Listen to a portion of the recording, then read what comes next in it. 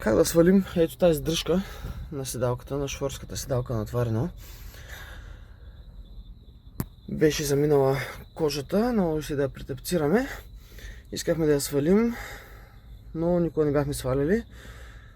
Първото нещо, което ни дойде на акъла да направим, е да свалим ето тази кора отзад, за да може да огледаме хубаво как е закачена. Свалихме тази част, натиснахме до напред навътре и видяхме всъщност централната ос, която влиза в седалката. Избихме я с едно желязо и чук, но всъщност не се вади по този начин. Тогава вече разбрахме какъв е начинът. Сега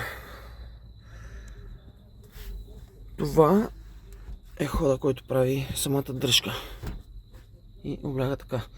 Сега вземате, по принцип малко ме е трудно с телефона, но ще пробваме. Целта е дръжката полека да се натисне назад. В нашия случай е малко по-лесно, защото веднъж я размонтирахме. Хващате с две ръце, както е отскоро назад и леко започвате да дърпате. Така, излиза. Значи това е централната ос, а този водач всъщност върви в една пластмаса. Целта е, когато дръжката ви е в нормално положение, да натиснете назад, за да може този водач да влезе в пластмасата, където вече позволява да излезе. Сега ще ви я покажа. Така, това е пластмасата. Централната ос влиза тук. По принцип дръжката върви ето в този канал. Когато я пускате и я вдигате. И при дигнато положение застава ето тук. Целта е да я натиснете назад, за да може този водач да влезе тук на това уширение и по този начин самата дръжка излиза.